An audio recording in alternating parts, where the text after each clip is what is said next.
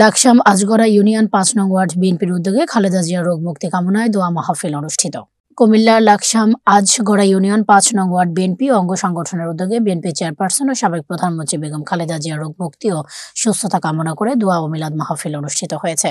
কুমিল্লার ৯ লাকসাম মনোহরগঞ্জ আসনে বিএনপির মনোনীত প্রার্থী মোহাম্মদ আবুল কালামের দিক নির্দেশনায় আয়োজিত এ দোয়া মাহফিল আজগড়া ইউনিয়নের ৫ নং ওয়ার্ডে সিল ইন উত্তরপাড়া দারুস সালাম মাদ্রাসা প্রাঙ্গণে অনুষ্ঠিত হয়। অনুষ্ঠানে মোনাজাত পরিচালনা করেন মাওলানা মোহাম্মদ নুরুল ইসলাম ফয়েজি।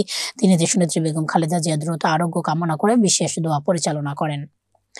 মাহফিলে উপস্থিত ছিলেন আজগড়া ইউনিয়ন বিএনপি সভাপতি আব্দুস সালাম, সাধারণ সম্পাদক বাবুল মিয়া, যুবদলের আহ্বায়ক রাসেল আহমেদ নিলয়, সদস্য সচিব ওমর শরীফ তালুকদার, স্বেচ্ছাসেবক দলের সদস্য সচিব কাজী আমির, ছাত্রদল নেতা ইমরান হোসেন, মোহাম্মদ রায়হান, শ্রমিক দলের ওয়ার্ড সভাপতি রবিউল সহ যুবদল, ছাত্রদল, স্বেচ্ছাসেবক দল, শ্রমিক দল ও অন্যান্য অঙ্গ সংগঠনের নেতৃবৃন্দ।